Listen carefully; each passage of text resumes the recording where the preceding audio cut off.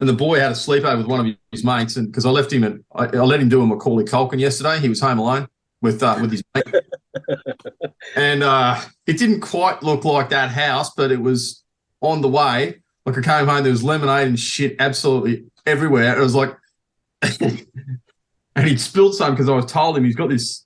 He's turned one of the it's the guest bedroom basically, and he's turned it into his den, and it's just and I'm always don't take any food or any soft drink, any drinks, especially soft drink, because that shit is sticky in there.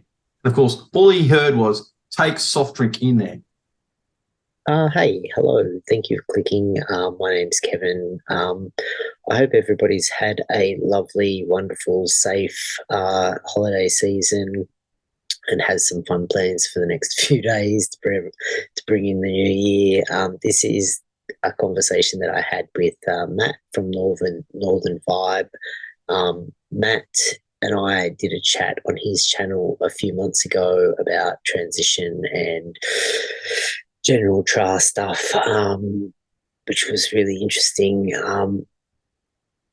We kind of we Matt and I hit it off, and we kind of seem to have similar outlooks. Well, there's several areas of overlap in our outlooks, and we get along really well. So I'd encourage everybody to go and check out his channel if it ranges everything from politics to culture to music to like there's almost 150 interviews that he's done, or chats that he's done with just the most interesting, wide range, diverse group of people.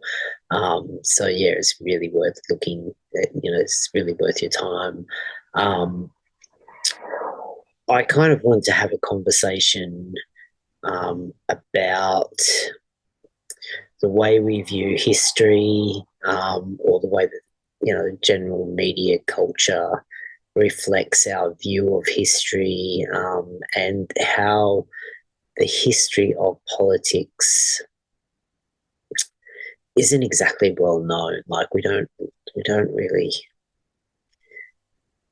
the principles that underlie the why of our democracies stopped being taught quite some time ago. I know I was never taught them, so it's been interesting in the last few months, kind of starting to educate myself about about this history. And it's kind of started to strike me more and more as time goes on that like Western democracy and Christianity um, kind of are really intertwined in a really interesting way.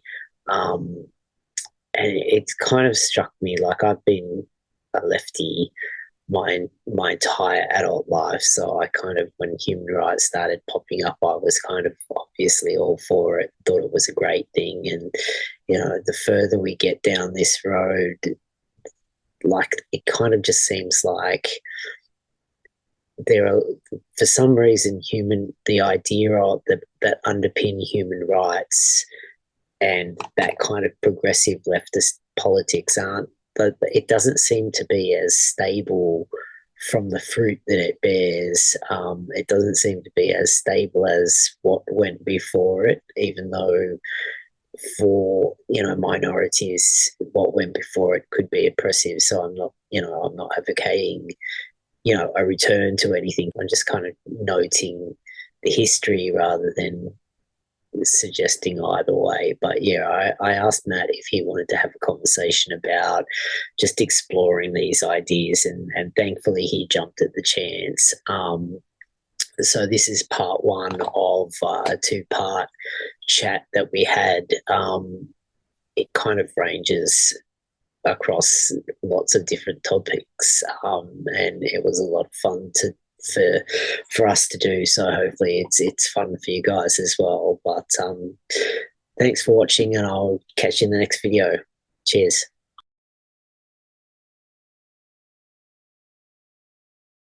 It kind of is one of the major themes of the progressive movement, and it's really well meaning, but it's just kind of twisted in this way.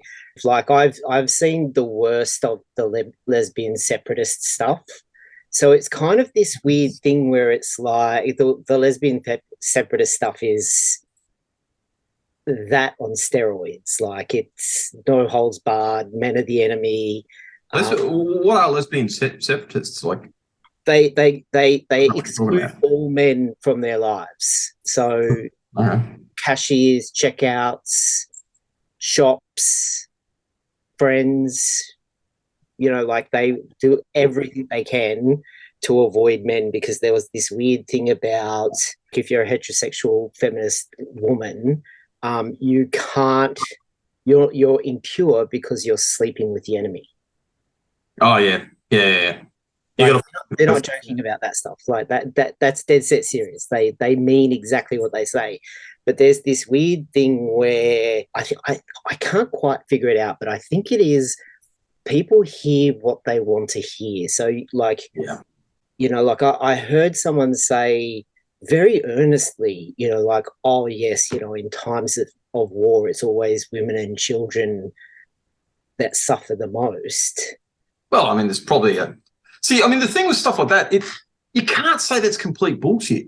No, but like it's like, well, you're getting maimed and hurt and raped and stuff like that, while guys are being blown apart and it's kind of like they're dead and you're still alive. Like it's all really bad trauma. It's all the worst thing that could possibly happen, but they're dead and you're alive. Like thing where it's like men start wars, and I used to believe this stuff as well. Like, see, again, there's a degree.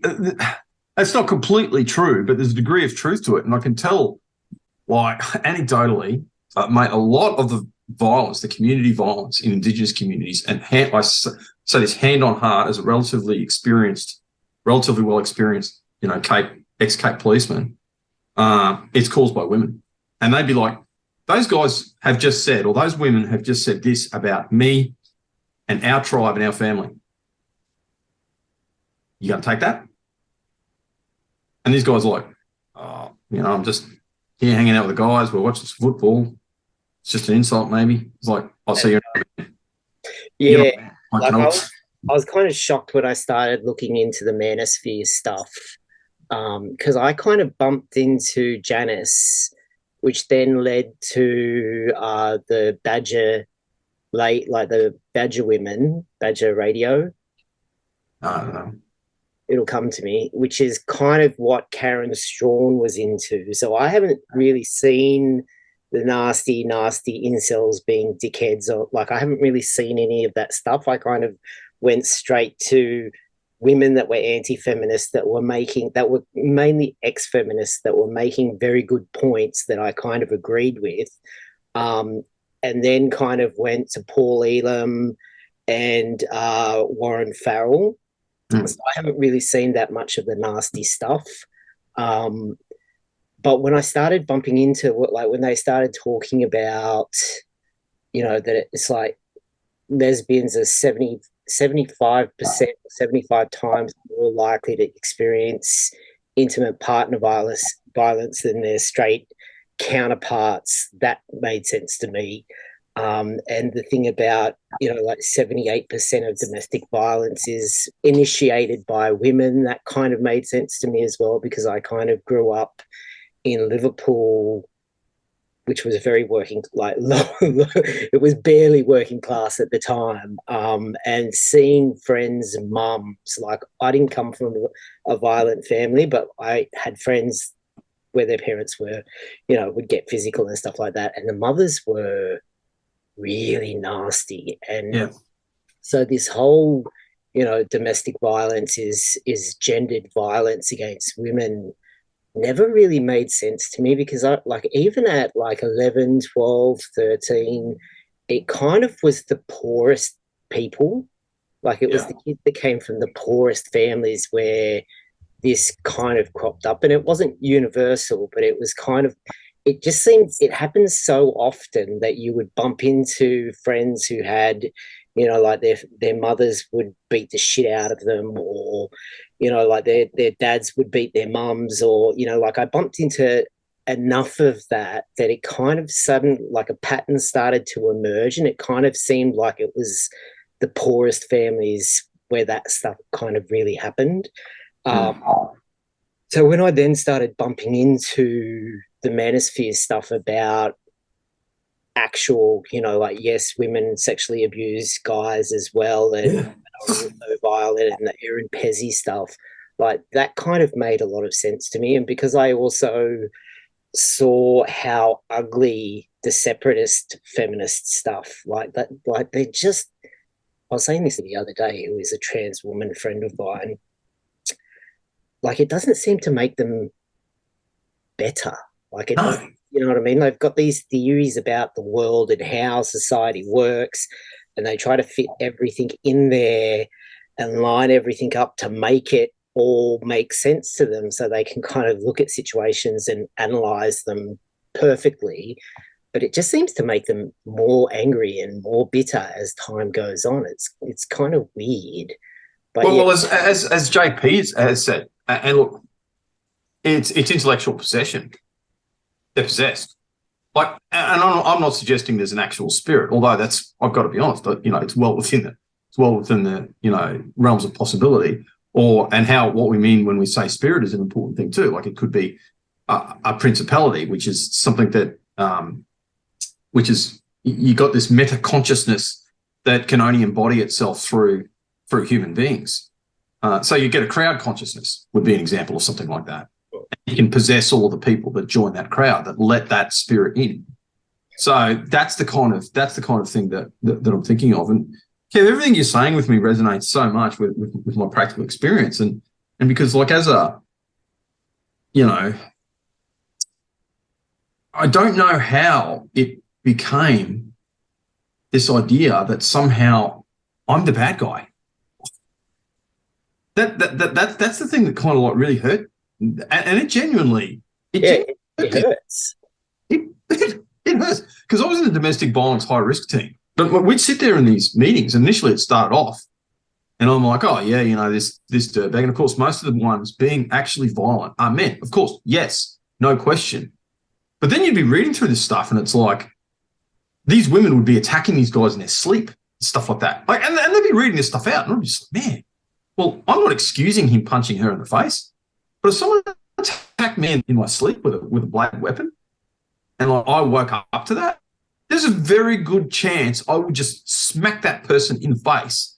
And of course, that's like, no, that's totally unacceptable all the time. That's male gendered violence. It's like the things that you see, and that you never see a consistent application of principle, which meant that you were wrong all the time. Doesn't matter what. Like, so you can't win that. There's nothing you can do. Like you're irredeemable. Evil, bad, stupid, dumb. Evil, bad, stupid, dumb. You, evil, bad, stupid, dumb. It's like, yeah. And this was at work, because there's not much. There's a lot of DV literature, but a lot of it is slanted. You know? And let's come out and say a lot of this literature, a lot of the studies are slanted. They come from a certain worldview. They're cherry picking. They're doing everything else. It's not corruption in the truest sense of the word. Like, it's just ideological. Exactly. And of course, they're being funded. It's linked up with funding. Yeah. Let me tell you, if you were doing DV research out there, and you came out and said something like, you know, my findings are that women are equally as aggressive as men, which is pretty much true, and what a lot of the psychological literature tends to suggest, in so much as I understand it, and I'm getting all that secondhand because I haven't read it. I need to make that qualification. But they manifest it differently.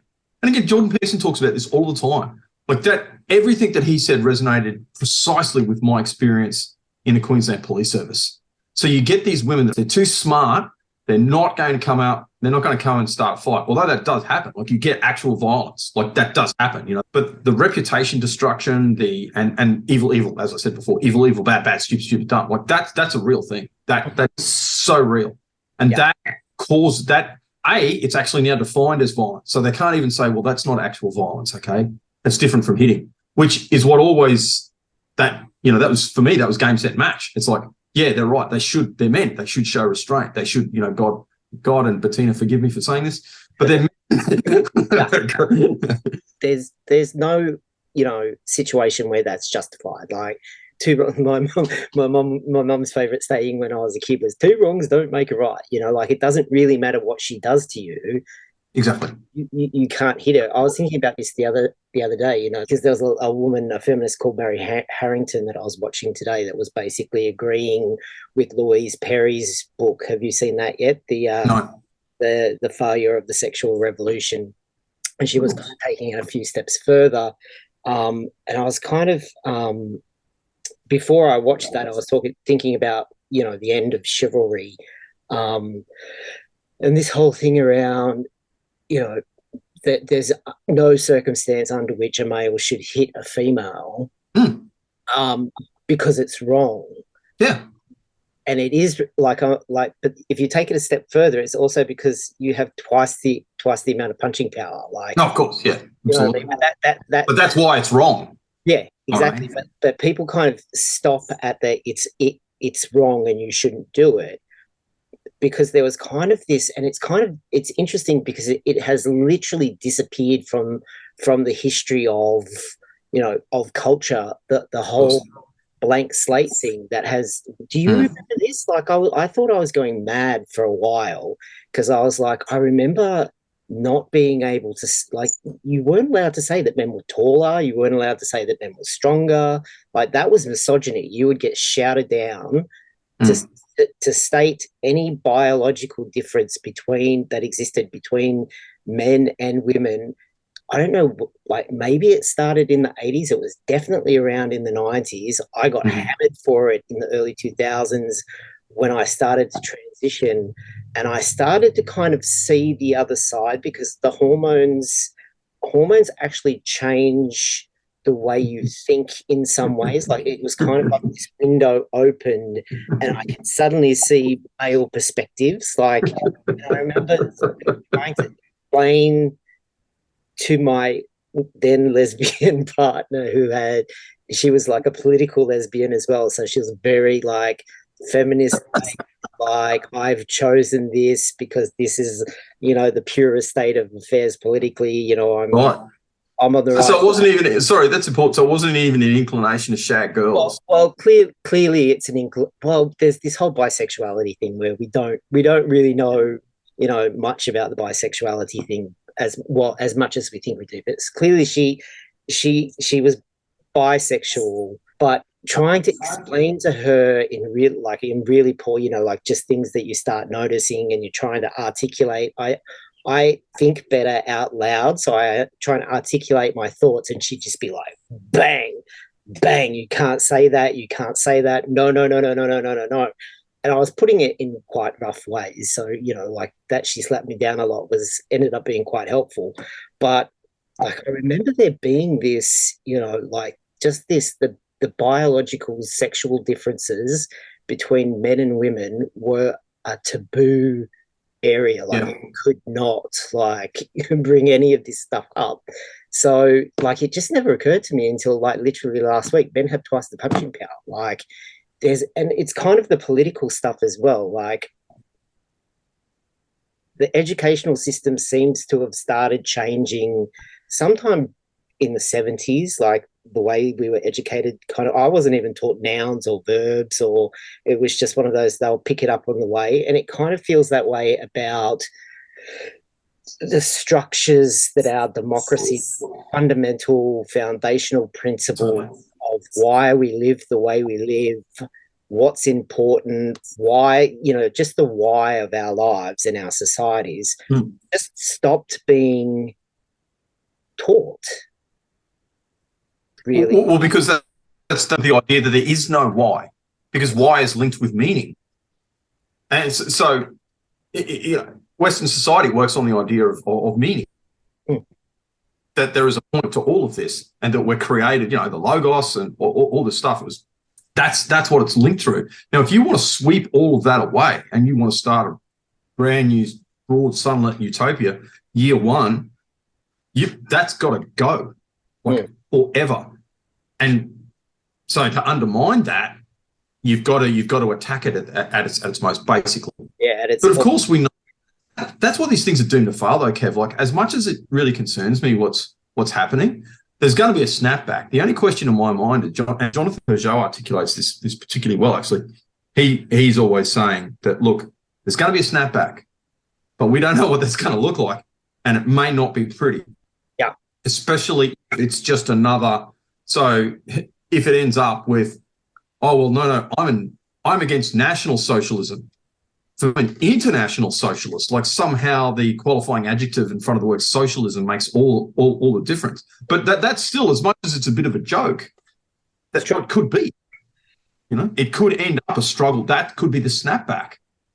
That could be the snapback. And it's no coincidence. Like, if you look at what happened with Germany, you know, we always discuss Germany, and there's a reason why. Like, at the time, it was the most cultured, intellectual place. Like, if you think of Germany really from, I would say, about 1850 onwards, that's where that's where everything was happening. It was the most materialist society.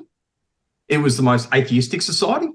It was, you know, it was heading towards all of the things, and they were the ones that were getting rid of God quickest. And it's no coincidence that was happened. So, and then you had the pride of the intellect. I'm sure even most of our listeners now, that they would be aware of Faustus and the Mephistophelian, you know, concept. And if you've read the play, it's absolutely magnificent. But the idea behind that is, like, Satan is like this really, really intellectual, smart, ridiculously articulate person who's kind of like really condescending and dismissive for these other. All of those tropes were there. And they're here again now. Yeah. So, you know, we're really at, you know, there's a real danger here, Kev. There's a genuine, real danger. Yeah, and everyone feels it as well. Like, I don't know, you're not on Twitter at all, are you? No. Everyone can feel it, and there's this tit for tat about whose intellectual ideas or theories are going to win, and I kind of think, no, you're all going to get wiped out. Like, yeah, and they are, but like, this is going to get. So I've been thinking about a conversation. I thought, Matt, don't get really quickly, but I can't help it. Yeah. Like, I just can't help it, and it's not because I'm trying to, like, you know, convert anyone. Seriously, although I mean that would be great, but like, that's not the point. Like, the point is this: it's true. You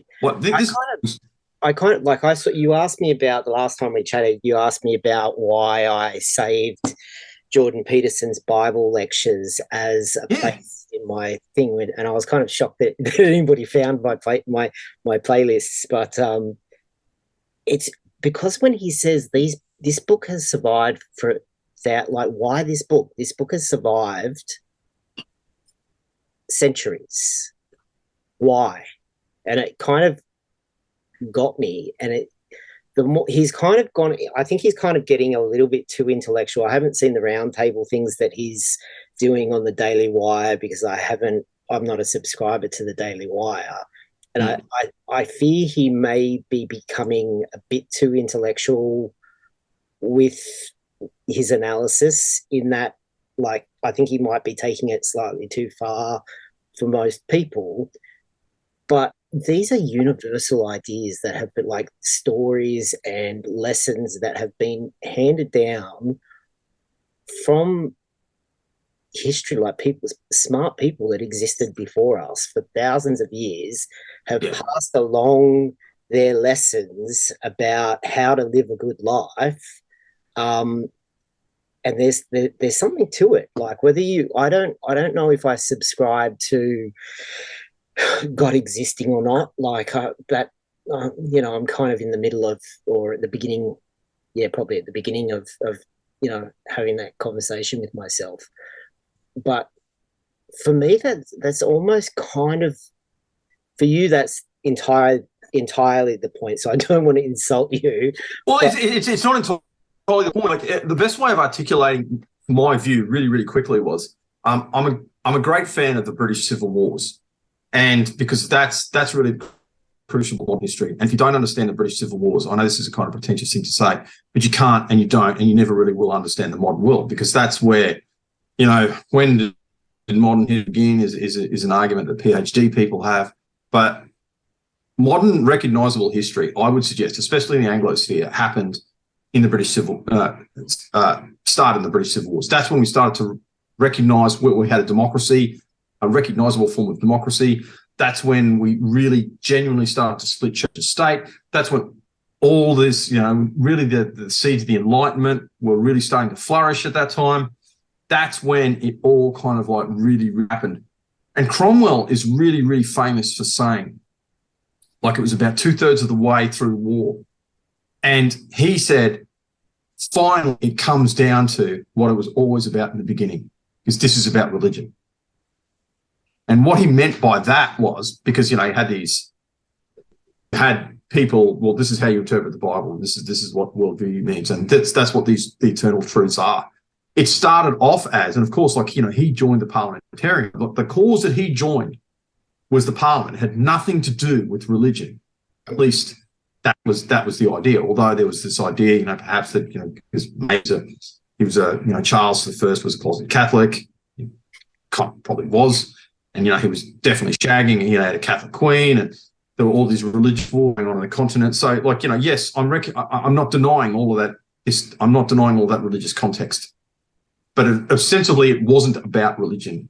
But he realised really, really quickly that it was. And so is this, in the same way that all these things that is happening. And the reason I think that I can see it is, for me, what really brought it into focus was, the BLM marches and stuff like that. Even here. So you had this, as you know, I'm a Catholic. And so you had these people walking along, chanting, they'd stop, they'd kneel, they'd get up, they'd walk along, they'd chant, they'd stop, they'd kneel, they'd get up, they'd sing stuff. And I'd be like, and you snigger at me for waving palms at Palm Sunday. You snigger at our processions when we're walking around with a statue of the Virgin Mary. Yeah. You're so different. Yeah. It's a religious thing, but they're not just religious tropes in so much as when we participate in this religious behavior, because this is about worship. Fundamentally, that is worship. And this is where, because I understand you're brought up Protestant. I think this is where, and no disrespect to the Protestants and evangelicals who are doing great work, but they don't get the embodiment side of things. But worship isn't just like this intellectual idea. It's what you do. It's what you worship. So when you're doing, you're participating in that act of worship. And that's the most important thing you do. And that ends up taking up, and it goes back to precisely the thing that we're saying at the beginning, that ends up taking your entire life. So that pattern of worship will go through everything, what you think, how you act, how you're fighting with your boyfriend or your girlfriend, seriously, everything. It will take over your life. That's the trope, that's the meme, that's the computer program that you've allowed and co-participated in creating, and that you're running in your life. Yeah. It's religious, and that's what it is going to come down to. This is going to end up in a religious war. Yeah, I think it's going to end up in a war. Yeah, I do too. Well, maybe we'll just hit the brakes and go, or we'll start going back to, because the things that prevented us this, and a good understanding of, having been in law enforcement and justice administration for 30 years, and so the police were everything of the government, really, in Cohen. And that's exaggeration, but not much of a one. So you had no municipal authority. There was no council in Cohen. Anything to do with any dispute resolution or anything that required authority to kind of come in and say you will or you can't, came to the police. Yeah. We were everything. And I mean everything. So I get the Kiaps. I really understand colonisation. I was an agent of colonisation. And people who think the colonial project is over, it's funny and delusional, because instead of waving Bibles at people now, they're waving UN resolutions, and they think that they're so different. We are still colonising Australia. We really are, but we're giving the wrong message, and that's another topic in and of itself that we won't go into too much, unless you want to.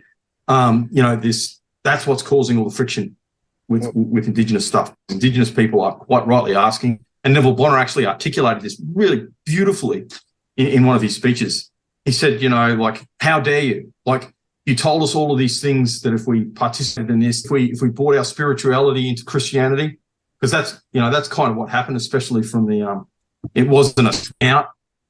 That's kind of not what happened, really, especially with the Catholic missions and the Lutherans. It was like, hey, you've got the spirituality. We're bringing. You've got all of these things. We're going to bring that higher resolution, and it was all pointing towards this one thing, and that is God and Christ. And it's no coincidence that Indigenous people, especially on Cape York, are disproportionately, much more Christian than both their Indigenous counterparts in the big cities and white people generally. No coincidence, because they get it. That they're kind of like doing that.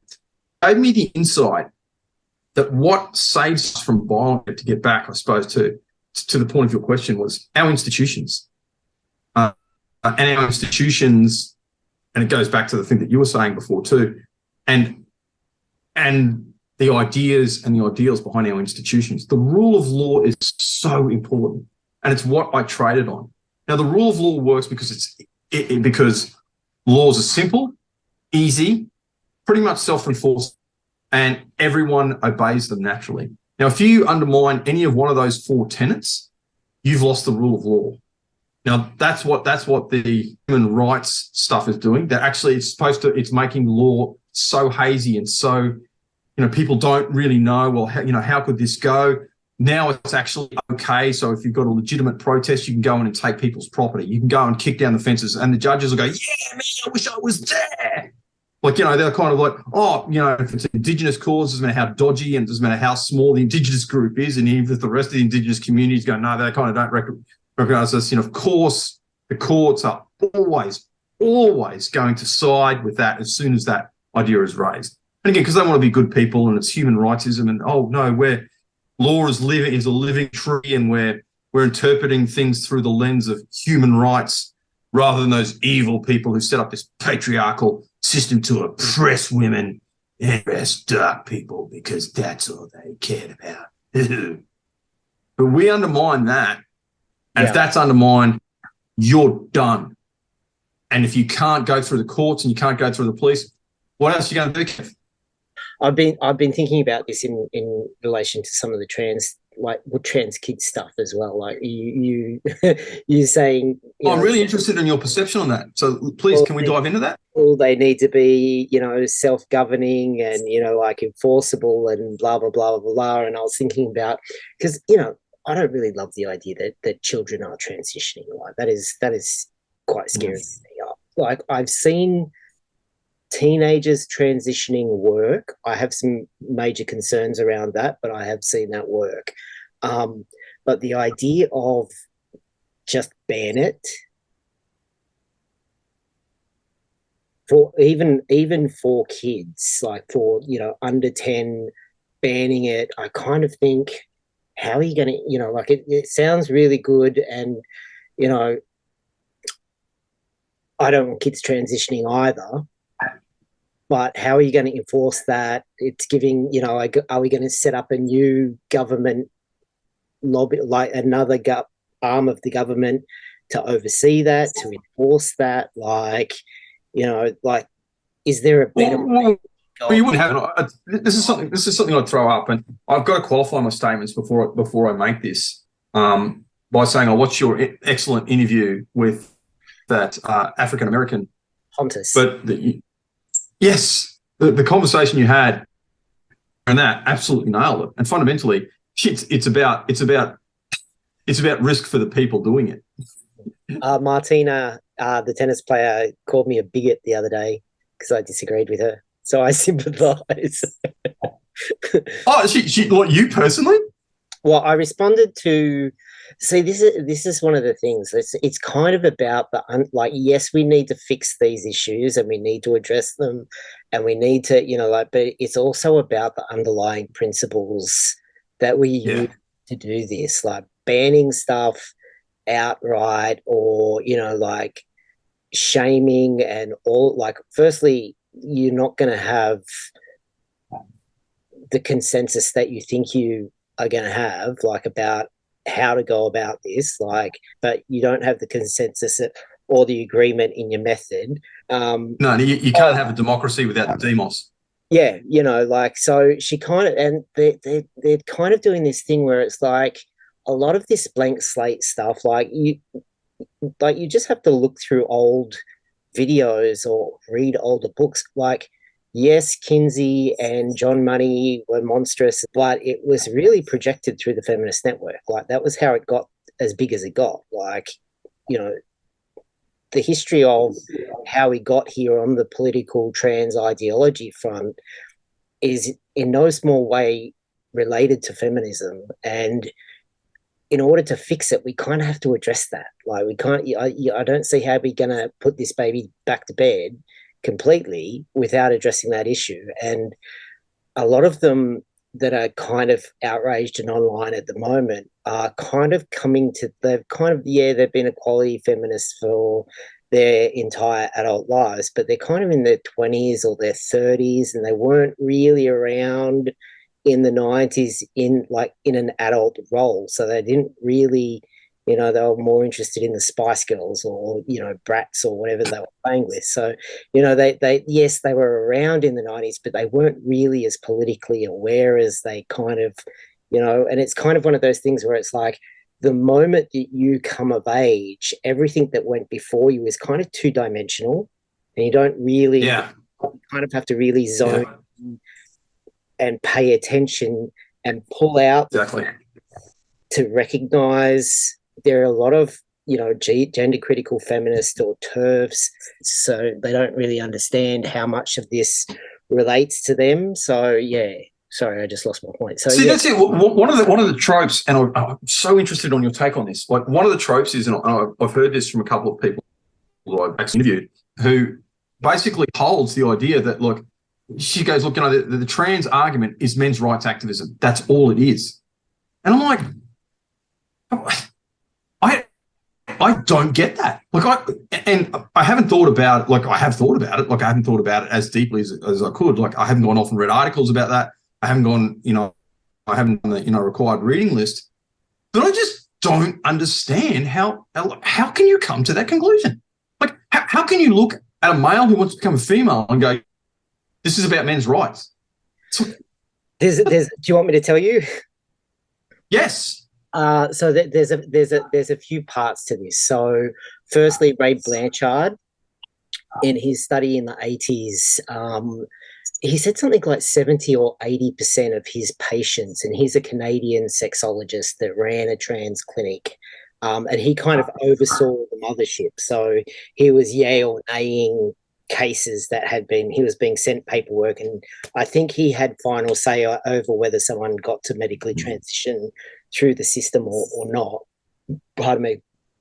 So he found that like 70 or 80% of the people coming through had been straight men that existed in the heterosexual community before they came to him. So they were AGPs, which I'm sure you know what that means. No. Autogynephile. It's problematic. It exists, but there's like with all of this stuff, there is simply not enough data to form as hard a conclusion. What does it mean? So basically, they get a sexual charge out of the thought of themselves as a woman. So 70 or 80% of the people that were coming through his clinic were AGPs. So they have this kind of sexual kink element to why they want to transition. So that kind of makes it look like on the surface 80% of trans women are AGP. Except for then if you start thinking about, like, I've been watching Pose, which is a glamorized it's a glamorized TV sitcom about the ballroom culture that existed in New York in the 80s, where African American and Latino, I think maybe Latino, there was like a community of LGBTQ people that got up, and there's a documentary called Paris is Burning, and basically they did kind of this drag-ish runway kind of performance thing that was really big, and they would win trophies, and it was this little enclave of culture, of lesbian and gay culture, that also had trans people involved. and I think it was mainly African American. Um, so, and in watching this TV series, like, you know, if you were a very effeminate boy up until even into the 80s or the 90s, and you were gay, if you were a not passing, if you couldn't pass for straight, you're a sissy and a fag, and you got beat up, and you would likely be kicked out of home, and you would end up homeless on the streets, living in the park. Yeah, that's true. If you decide you're going to transition, you're a street urchin. The last place you're going to go is to some esteemed, flashy, expensive sexology clinic to be studied, because this is still at the point where your life is illegal. Like bumping into the police, like no one from civil society is going to be on your side. So if you are going to transition and you're coming out of the gay community, Ray Blanchard is beyond your wildest dreams. Like the chances that you're going to get the money together to do that is practically zero. And the chance that you're going to put yourself in yet another vulnerable position where someone from the establishment is going to judge you and let you your life or not, that's not going to happen on that front either. So you kind of have unspoken cultural, not really well recorded history that makes sense when you know it from the inside. But if you're just seeing 80%, 70% AGP, and then you're going through, you know, like nasty bits of Twitter or Reddit or the dark web to find examples of AGP trans women behaving badly, being sexually predatory, or taking advantage of these proposed self-ID laws, then that seems very real. And it can very much seem like these are men who are going out of their way to force their way into women's spaces to take advantage and to sexually dominate women. But the other aspect of that is that trans women have been using female facilities since the 70s. So, you know what I mean? Like it's kind of from outside looking in, I kind of look at it and go, well, no one's bullshitting here. No. You know, what everyone has a degree of truth. This really is, in a weird way, a kind of dark mirror, an inverted image of feminism. And when you look at some of the, especially, you know, the ones that get, because again, I'm not, actually, I know, even excluding you, I know a surprisingly high amount of trans people, most of them from being in the police, you know, because as you said, the DV thing's real. Let me tell you. So there are all these, there are women in society now, and they're competing with men in the workplace. And despite what the feminazis say, they're actually kicking our asses. Mm-hmm. So they're doing really, really, really well in medicine. They're doing really well. I think there's all these whines about the STEM field, but as Jordan Peterson and you know other credible scientists have pointed out, that's about inclination. Boys. Women are kicking up. My daughter has opportunities. She's got opportunities that I can only dream of. I'm so proud of her. And then you've got all this, you know, you've had the sexual revolution and falling fertility rates, and you really have, like, I have deep empathy with those people that kind of like aren't getting any. And it's not just that, like those guys are going to be on the bottom of the hierarchy. So sexually, they're not going to get, some of them are simply just not going to get a woman. They're just not.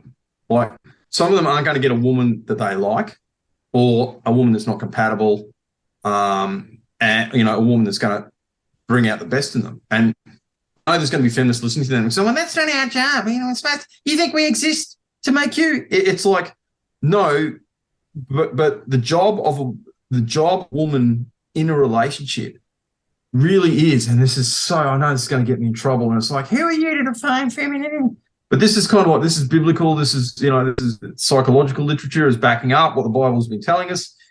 It's like, it's their job to create a space to bring out the best in their men, to the positive side of what we're talking about before with the Indigenous women. It's like, hey, they've been saying this and stuff like that. Well, that's really negative, but it's a reflection of the same thing. Yeah, it's like the reverse also applies. Like having been in a 10-year long relationship, like we changed each other in like if she hadn't have met me, she would have absentee failed out of a university degree.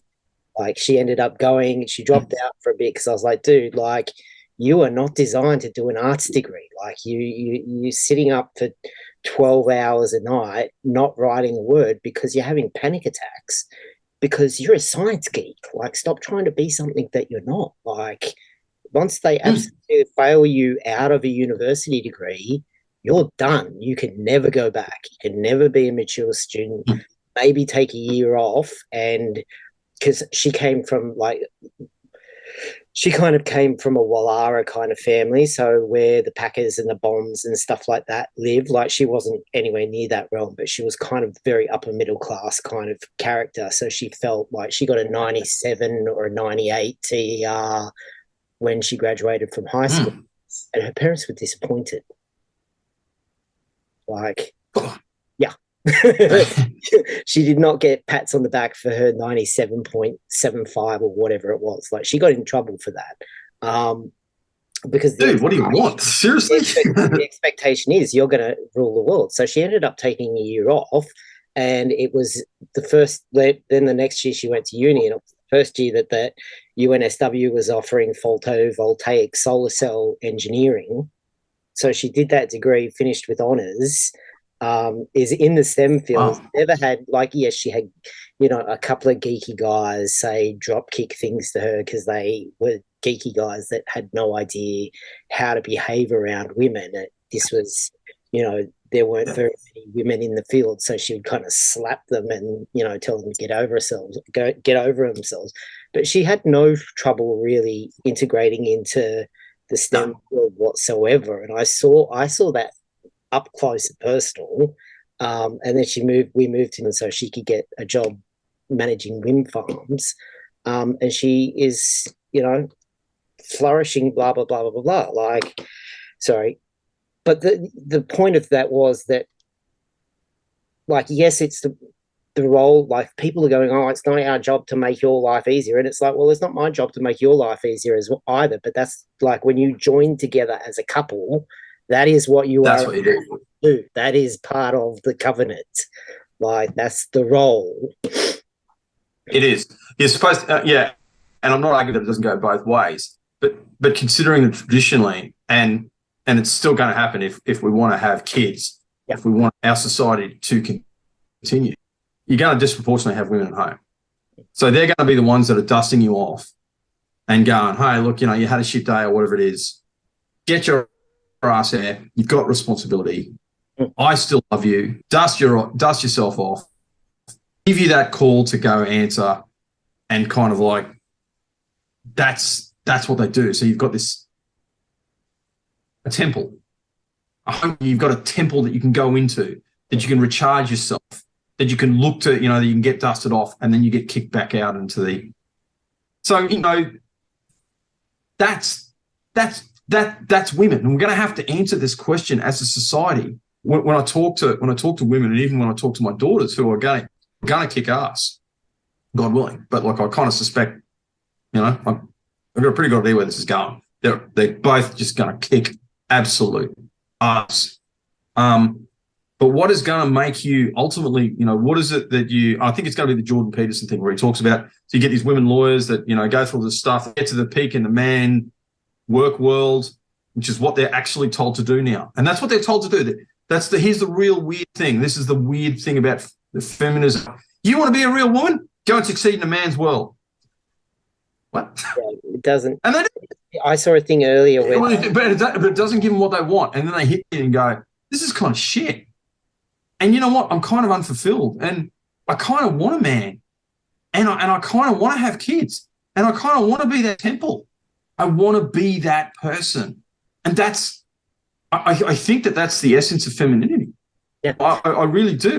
Maybe that makes me a retrobate I don't think it does. There's this thing about you can't say it out loud, but like even I was watching Mary Harrington on there's a blonde-headed English DJ that does a young guy that does a really big podcast whose name escapes me at the moment. But she did I was watching Mary Harrington on him earlier, and she was like, there is always going to be like 20% of women. Like these are the numbers that she used. She was like 20% of women who just want to stay at home and have kids and do that thing because that is the thing that gives us most meaning in our lives. Like family is the core of why we are here.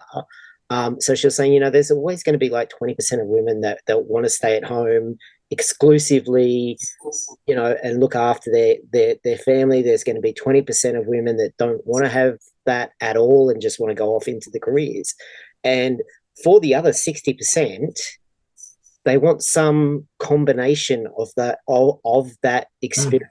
Like they want to work a bit, they want to have families, they want to make that negotiate those paths to have make meaning for themselves, and that we kind of live in a world now where that is possible. Like I'm a female that lives as a man, like it's kind of possible. Like, like you don't get everything that you want when you want it all the time, but you can have a really good life. Like, you're a legend, Kev. True God in heaven, you are a legend. Like it just is.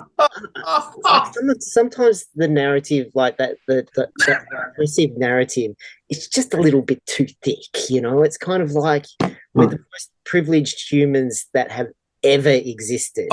Oh, fuck yeah! Like by just magnitudes of and then my mum was telling me, and somehow it's still not enough. Like you in great bastards standing on the bones of so much human suffering. Of all these people that, to quote JP, of all these people who, weren't perfect in your eyes, who were probably actually morally superior to you, but you won't find that out in your lifetime because you're too stupid and short-sighted. But all of these people who, for all their faults, have pushed things forward and you dare to sneer at them? Oh, my God. Yeah. And I was watching this, I was both reading and watching this podcast the other day, like when there was the Nestorians and kind of like what's now the main was going to become / Orthodox Catholics. So I think this was in the 300 or 400 as AD. There was a schism in the church. It's like, well, what's the nature of Christ? So is Christ like a higher angel, or is Christ actually God incarnate? And believe me, like that's not a small thing. That's actually a really big deal. It goes to the heart of Christianity. So there's this monk who was recording that, like he was in present day Istanbul, then Constantinople, like walking down the street in his habit, and he couldn't get from there to the market because like all these people would be stopping him, wanting to have this conversation about the nature of Christ, and they'd be like bouncing it off. And we think we're smarter today. Like we think so, who are these common people? Here are these common people. Like, just think about that, mate. Think about this in this marketplace. Like, here you are, you're just this monk. It's like, dude, I just want to go get myself some olives and some wine, okay? And maybe a bit of bread. Couldn't get like 150 meters without having these deep intellectual conversations. But like, back then it was like, oh, wow, you're a monk. Let's talk about this, dude. Man, I really wanted to discuss the nature of Christ and the relationship between the finite and the infinite. And and we think we're smarter. Really. I've been not wrong. I've been thinking about like watching that old Liberals, and then I watched Labor in Power, like the history of politics in Australia, and just thinking about history in general and the level to which we really don't think about people from history as people. Like they're kind of very two-dimensional. They, like we're smarter than they are, we're more complex than they are, like and it's not even, I don't even think it's on the level of the conscious that we just dismiss these things out of hand without thinking about it really that much. Like the idea that I'm having a lot of trouble with this at the moment, like that women have been historically oppressed this kind of, you know, women were just serfs and slaves and servants to men and blah blah blah blah blah. And like, probably about a year ago, that's kind of bullshit. yeah, It's like, just well, wrong. you think about like the letters, like Well, there's a degree of truth to it. Abigail Degree. Adams writing letters to her husband as he's attending the Continental Congress in the 1700s. Like, my grandmother, my mother's mother was born in 1911, and she was born into, I think, a grazier family. They were quite well off. They were farmers. So, and I think she was somewhere in the middle of, you know, like, I know she was a twin. I think she was, you know, like a middle child or something. So maybe her mother was, you know, somewhere in her 20s or her 30s when, or her 40s when she gave birth. So somewhere between 1870 and 1880, this woman is born. She marries this dude who becomes a very, very, very well-off grazier or whatever he did. He also became a bit of an alcoholic. He builds a spectacular house in town, all the bells and whistles in the, you know, of the turn of the century, like no expense spared. And this servant wife was like, absolutely not. I'm not moving into that house. It's too close to the pub. Forget about it. It's not going to happen. And the son actually ended up living in the house because she was like, no, I'm not, you know, like, forget it. It's I'm not doing it. You know, like, but that, like, so we kind of believe these stories that come down to us about, and I mean, there is some truth to them, but there's a degree of truth to it too, but it's also about the nature of power, Kev. So, like, it's the nature of soft power, like the power, and I think the Queen is a perfect example of that. The power that the crown under the Queen had was soft power. It was actually really feminine power. Because she doesn't really have, like, she's not in Parliament. She's not the one having debates and stuff like that. But unless she signs that bit of paper, it's not law. And you see this secret behind-the-scenes power that's really feminine. And I think that that's why her reign worked. But, like, one of the reasons that her reign worked so well, because she was a queen and the power had changed from being a proper kingship, like, hey, I'm the boss. I make all the decisions. I shag all the girls. Give me all your wine. It went from that, a proper patriarchal kind of like king thing, this evolution over the Commonwealth, into like a really feminine institution where feminine power was being used in a feminine, influential, behind-the-scenes kind of way. And we saw that too. Like, when Kate, my long-suffering wife, first started kind of like going out with, first came up to a community with me. We were on, like, I was the senior constable at, but she was living there. She was living on Horn Island. I was, I've been working, and I came across to relieve at Horn Island for a while and was there for some time. And all of a sudden she had all these, especially women, but some men just coming up to her going, oh, Kate, you know, I really got to discuss something with you, blah, blah, blah. They were trying to get information to me through her. And she came home, like, after a while, like, as a, no disrespect, you know, she's a white woman. Like, she came home as a white woman. She came home, she goes, what is going on? Like, I'd been there, I'd been dealing with Indigenous people long enough to kind of like, was getting an idea. You know, this is a good 20 years ago. So I was, you know, I'd been in for about 10 years, a little bit under 10 years. I was getting an idea of as how things worked and how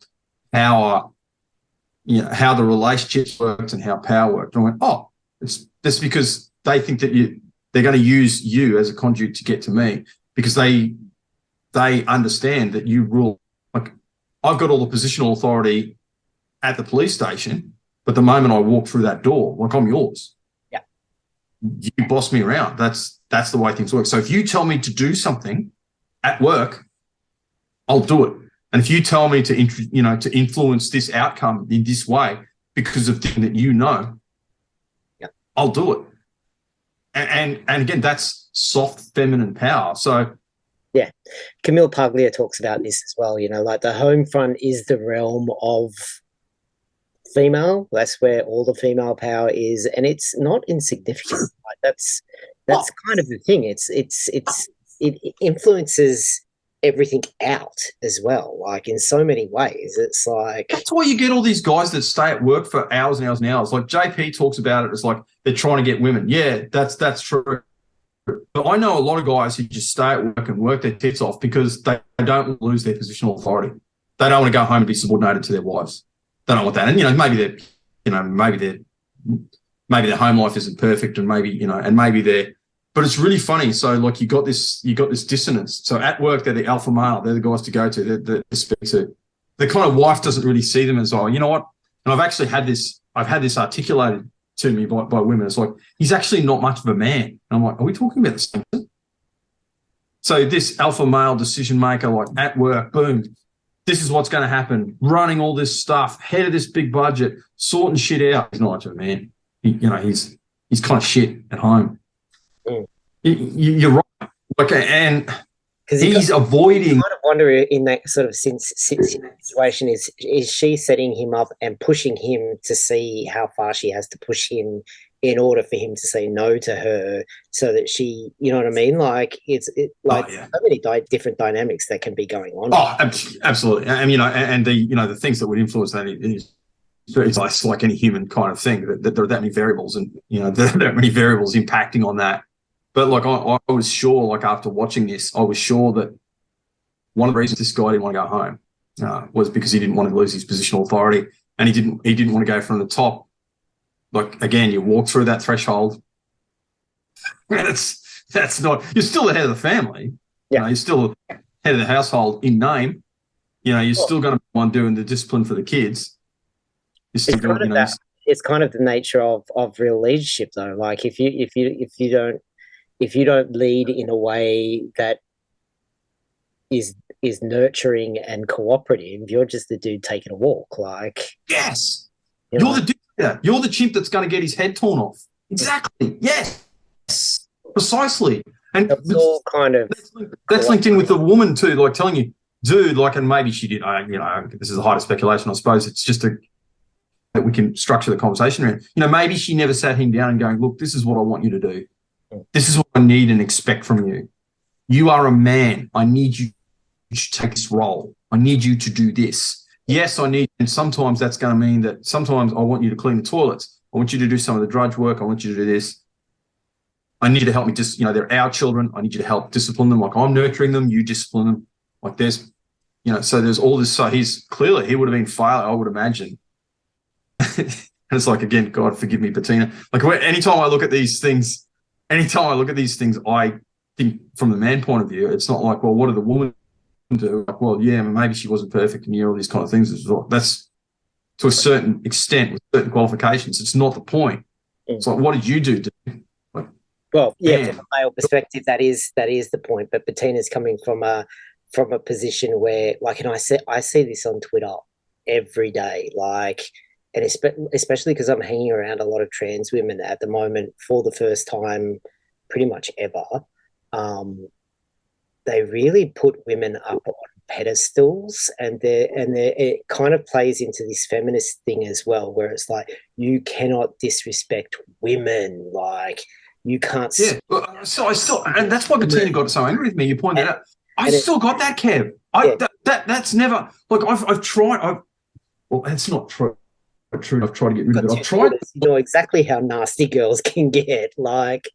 But I can't do it. Like I still have women up on that pedestal. Like, my wife, believe me, I know that her poo stinks, and I know her breath stinks in the morning. I know all of these things. Like I know that I'm but like still got her on a pedestal. Like, she's my wife, man. Like, and the woman's only, well, she's got a lot of faults, but the worst among them arguably is bad taste in men, and every other. Yeah, every other fault is considerably. I can kind of appreciate where Bettina and Janice are coming from, in that they're trying to push back against this. Like, if women are going to be equal, then like let's talk about all the good things, but let's talk about the bad things as well, because they certainly exist. And it's kind of this culture at the moment where it's all the over the top amazing stuff, and none of the other stuff that is also part and parcel of the human experience. Like, it's kind of really unreal to think that you can hold men account in this way and really police that behavior, and women are equal, but they can do whatever they want. They do nothing wrong. It's kind of this weird, and it's because the history of it, negotiating that conversation is difficult. Like, and the other thing is, look, it continues, but yeah, spot on, mate. And the other thing is the consistent principle. Now, I remember in the 80s and 90s, like, there was this big push from the feminists. It's like, there are these men-only clubs in the Melbourne Club or whatever it is. These guys get together, and they weren't like gentlemen's clubs today, you know, the disgusting lap dance places and all that kind of stuff. They were proper gentlemen's clubs where, like, guys could go in, read the newspapers, metaphorically slap dicks, talk about stuff, you know, and like from, you know, and be in a safe man space and discuss man stuff like football and politics and kind of stuff that men, and not have to care for a little while at least about all of, you know, the troubles of home and stuff like that, because it's a burden. Like, I know it disproportionately falls on women. I'm not arguing, but like it's still like it's tough to be a dad sometimes. It's tough to be a husband, you know. And they wanted those spaces, and the women were like, well, we have to destroy that. These are the last bastions, and we're storming the top of there's Mount Everest. Now, look, I was sitting there looking at it and going, well, I think that's a bit shit, but yeah, whatever, ladies, you know, this means that we got nowhere to go. And now I want spaces. How dare you? We want safe spaces. It's like, okay, ladies, and this is something like I've always wanted to ask. Okay, so you'll play spaces for that. Can we have our men's clubs back? Yeah, there. Can we have places? Can we have a nice elite club somewhere where there's dress standards? You can't wear your thongs. You can't do stuff like this. There was a certain, with those clubs too, there was a certain standard of behaviour. It's like, you know, you can't be a yobbo, you can't be a dickhead. Kind of like where young men go to learn how to be good men on several levels. Like, I never went anywhere near them, but now understanding how the average masculine brain, or how the culture around being a man works, like, you kind of need mentorship is really important. And it's just been demolished. Oh, yeah. You have a whole heap of incels that, you know, like they have no future financial hopes because, you know, they're never going to buy a house. They're never going to get themselves together enough financially to be in a position to take responsibility for a family. They don't have the social etiquette, you know, they don't have those social skills or anywhere to develop those social skills. And it's not going to be too much longer before, like, there's going to be a massive outcry about, like, I'm a single woman and I can't find a decent man. Like, it's already started. It's like, it's been going on for years, but it's linked with the feminist idea. It's like, well, who's going to be, you know, what is the relationship going to be? What is the power dynamic going to be? Who's going to be the boss at home? Who's going to be the boss at work? Who's going to be the big earner? Who's going to be all this stuff? So these women who are like really eligible girls, like really eligible, couldn't get men. And I was just like, how does that happen? How does that happen? Yeah. And I heard all the time. Like, to them, it is, well, you just need to get over it. Like, I earn more than you. Like, why? That shouldn't be emasculating. Like, I love you for you. Like, they really don't understand that responsibility is kind of at the core of adult masculinity. Like, they don't really understand that is how you form your worth. Like, that is, you know, really quite core. So they kind of it is too, and that is how we form our self-image. Like you said, you need to be mentored by other men, but ultimately the judge of your worth, and this is so unfair and it's so wrong, but it's so true. Your ultimate judge as a man is a woman. It's going to be a woman. Because when somewhere goes, yeah, you know what, I'm going to hook up with you and we're going to breed and we're going to do stuff like that. And that's the ultimate judge. Like, there's just simply no escaping that. So you can be the coolest guy at work and you can be, you know, you can be all these things. You can have all the right mentors. But if you're not going to be validated somewhere by a woman, you failed. Mm-hmm. Hell, dude. Like, you're the race.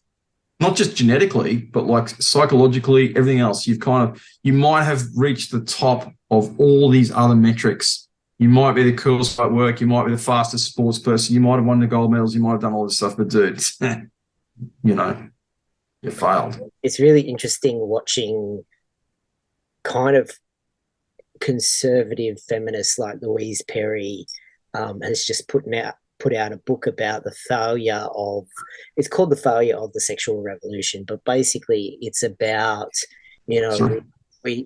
we didn't think this through as well as we thought we did. You know, we did this thinking that it would free people up and help them live better lives and empower women and blah, blah, blah, blah, blah. And it has had some very negative, you know, like knock-on effects down the road. Like, Totally. It's totally. And it benefits the worst men. So, and it benefits the worst acts of masculinity too. Yeah. You know, why would you, as a narcissistic young man who wants sex and who was told that that's all that matters, and there are no decent relationships, and maybe you were brought up by a weird, nasty single mum who henpecked the shit out of you, that you're a bad person, illegal, bad, stupid, dumb, doesn't know what you do, it's bad because you're male anyway. But why wouldn't you just become out there and just go out and go, okay, sex object, because, you know, that's all you want to be, and that's all I'm seeking, and that's that. So it really does. She's spot on. Like, it really does.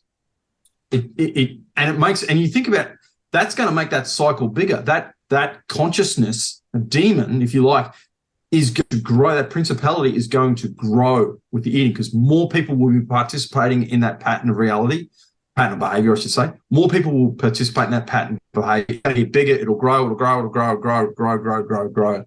And it'll suck, like, you know, like a black hole. It'll suck more young men into it. But the saving thing about that is, like, it only benefits you for the short time, you know, and like as soon as you've gone your load, like, you kind of like, I want to go. Like, they don't understand that hanging around that devotion and hanging around in the bad times and putting up with her when she's yelling at you. It's the 30th day, yes. That you got to put up with that, and it actually makes you a better person. Yeah. It makes you a better person in these relationships, you know, and more and deeper than that, even to have a fruitful relationship. So it's not just the concept of having a man and a woman, the yin yang thing balancing, which is actually very, very important. Like you were talking about before, the calling stuff out. Yes, totally. Yeah. But then to be fruitful on top of that, like, that's the, you know, and again, this is a pattern of reality. Like, those young men who think that they're sex experts or something like that. There was some hookup artists. Yes, that kind of stuff. And, like, you know, and there's an appeal to it. Like, you know, these guys that, you know, they're getting in, they're out there, they're getting attention, and they do. They get the women, so they get that short-term boom. And they are the coolest guy at the bar. And it's an awesome story to tell. And they're going to get a shag. And they're going to get that girl call and kind of like, then they can, baby, I don't need you, and move on to the next one. Yes. But, dude, that's not good for you.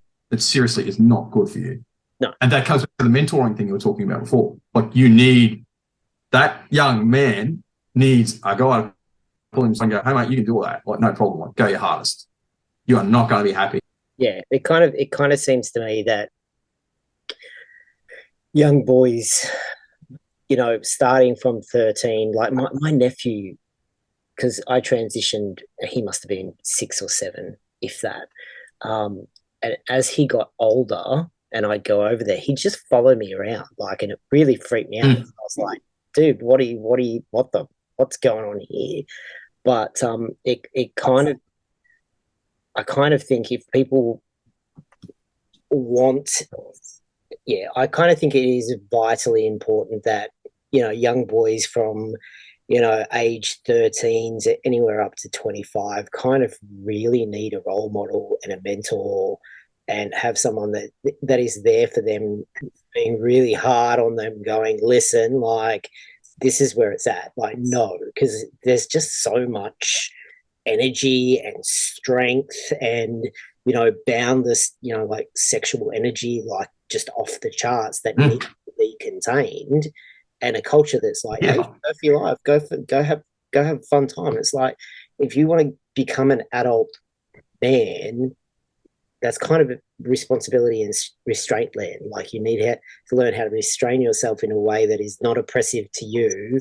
Take pride in yourself. Like, you know, Jordan Peterson is great for that because he's like, take as much responsibility as you can carry and wrestle with it until you get it into submission some way so that you can handle it, and then take pride in that achievement. Like that's a lot. That's not nothing. That's I don't know why the feminists hate him so much, because like he's kind of like, you know, well, at least, and here's the whole thing. I mean, what is feminism? Like I asked this and kind of like the answer is like, well, it is what I say it is. You know, kind of like it depends on.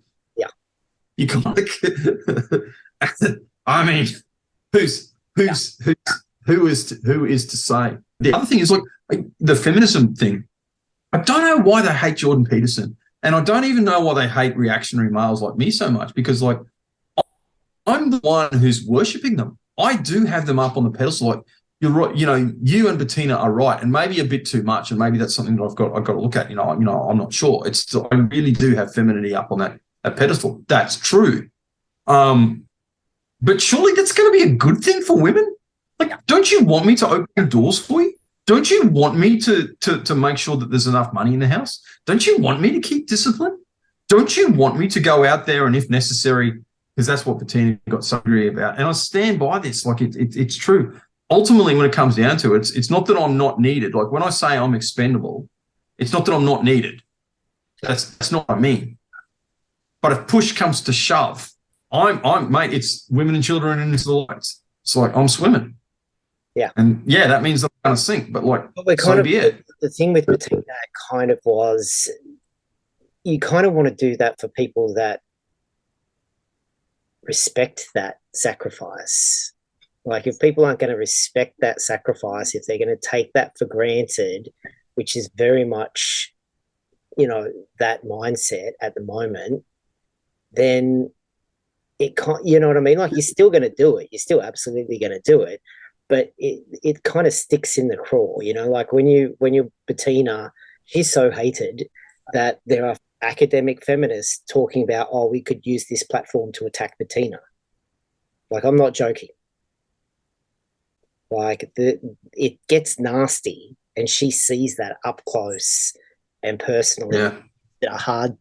It's hard to comprehend without, if you don't see it, that it gets as nasty as it gets is kind of a little bit inconceivable. And she kind of knows that, and that's the realm that she's living in, where they're trying to dox her and stuff like that for sticking up for men, and then she bumps into men that are sticking up for women at the expense of themselves, and she's like, you know, she kind of just wanted to shake you at what am I doing this for? Like, what are you? You're taking all these hits. Like, you're throwing this back in my face. Totally, yeah. No, that you articulated that makes total sense. So I get where the team's coming from, but I don't think that. Like, I hope that she understands that, you know, when I hold up those women on those pedestal and I do all that, and I kind of like, with certain qualifications, stand by all of that. Like, I'm not diminishing what she does. It's not that I don't appreciate it. And God, we need a million more Bettina. We need an army of Bettinas out there. We really. But like, I still got to. I'm sorry. Like, the women and children are going on the lifeboats.